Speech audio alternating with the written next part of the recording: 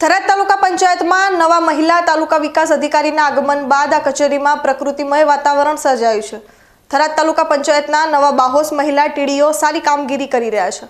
તાલુકા પંચાયતમાં આવતા અરજદારોને બેસવા માટે તેમણે નવા 10 બાકડાની પણ વ્યવસ્થા કરાવી છે। થરાદના તાલુકા વિકાસ અધિકારી તરીકે કાજલબેન આંબલિયાની નિમણૂક બાદ તાલુકા પંચાયતની કામગીરીને નવો વેગ મળ્યો છે।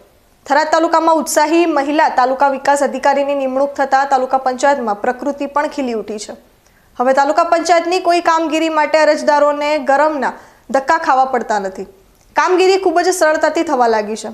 તેમણે તાલુકા પંચાયત કચેરીમાં વૃક્ષોના કુંડા મૂકી એક અલગ જ વાતાવરણ ઊભું કર્યું છે।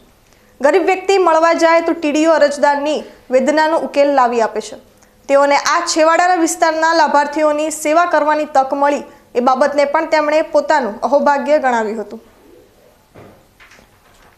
તાલુકા પંચાયત કચેરી થરાદ ખાતે હાજર થયા પછી અમારા ધ્યાનમાં આવ્યું હતું કે તાલુકા પંચાયતનું કેમ્પસ ખૂબ મોટું છે, કચેરી ખૂબ મોટી છે, પરંતુ તાલુકા પંચાયત કચેરીમાં બેસવા માટે બાકડાની કે બીજા કોઈ ઝાડપાન એવી કોઈ વ્યવસ્થા નહોતી, જેના કારણે મારા આવ્યા પછી મેં લોકોના બેસવા માટે બાકડા 10 મુકાવ્યા છે અને 50 થી 70 જેટલા કુંડા મૂક્યા છે કે જેના કારણે એક પોઝિટિવિટી અને આપણે કચેરીમાં આવે તો સારું આપણને વાતાવરણ મળવું જોઈએ એવું વ્યક્તિગત માનવું છે અને લોકો આવે તો પણ એક પોઝિટિવિટી ફીલ થાય, એના કારણે આપણે તાલુકા પંચાયત કચેરીમાં આ છોડ પાન અને બાકડાની વ્યવસ્થા કરાવી છે।